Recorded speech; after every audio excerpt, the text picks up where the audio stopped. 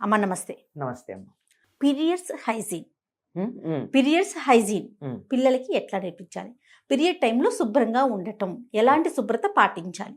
ఇదివరకు రోజుల్లో క్లాత్ వాడేవారు. ఆ రోజులు పోయినాయి. చక్కగా లేటెస్ట్ టెక్నాలజీ మంచి మంచి ప్యాడ్స్ అందుబాటులోకి వచ్చేసినాయి.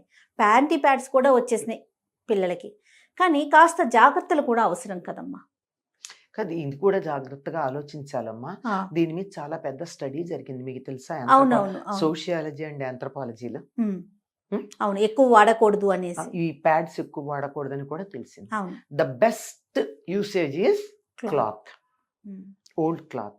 పూర్వకాలం ఇంట్లో అందరూ కూడా నేత చీరలు, నేత పంచెలు కట్టుకునేవాళ్ళు. కావలసినంత నేత బట్టలు దొరికేవి, అవును.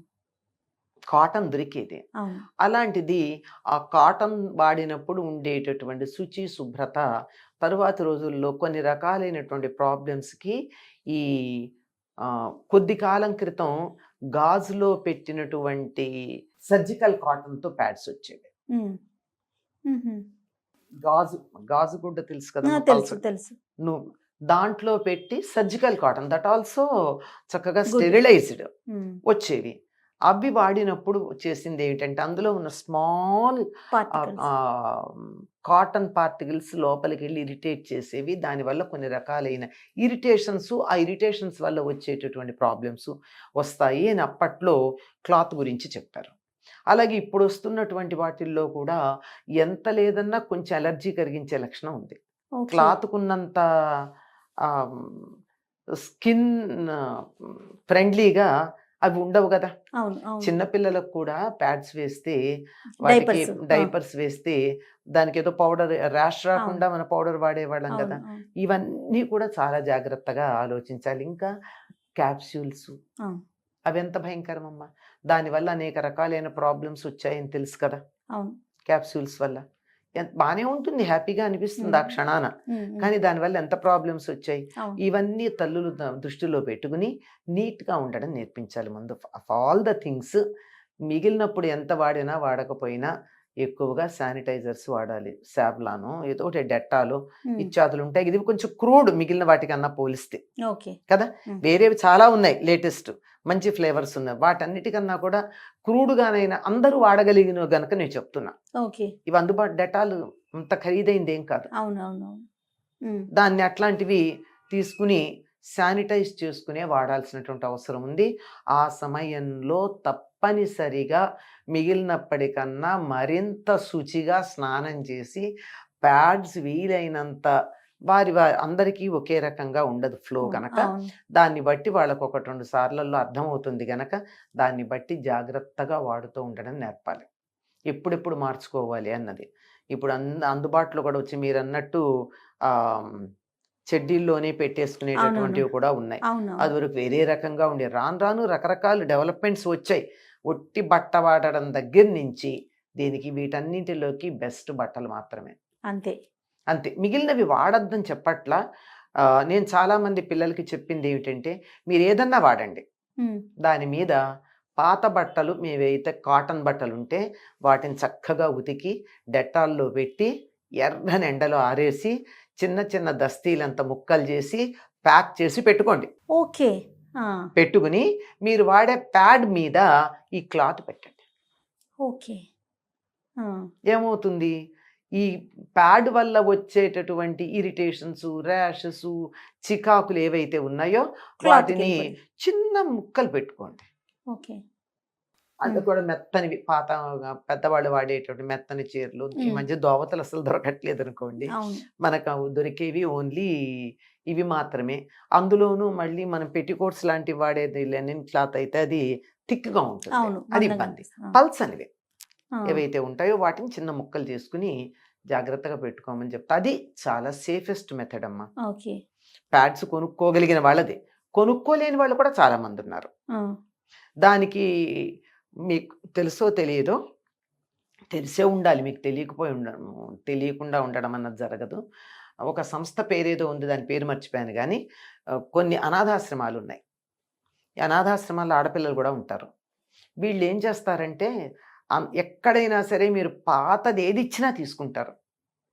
చిరిగిపోయిన ముక్కలు ముక్కలు అయిపోయినటువంటి దుప్పట్లు, టవల్సు, పిల్లో కవర్సు, పెట్టికోట్సు, బట్టలు మామూలువి ఇవన్నీ తీసుకెళ్ళి వాళ్ళు వాషింగ్ మెషిన్లో వేసి శానిటైజ్ చేసి ఎండల్లో వేసి తయారు చేసి వాటన్నింటినీ లోపల పెట్టి హైజీనిక్ ఇంకొక క్లాత్ కాస్త గట్టిగా ఉండే క్లాత్ పైన పెట్టి ఈ లోపలంతా కాటన్ వే కదా దుప్పట్లు అవి వాడేది, ఇవన్నీ లోపల పెట్టి వాళ్ళు మంచి ప్యాడ్స్ తయారు చేస్తున్నారు. మీకు ఆ సంస్థలు తెలిసే ఉంటాయి.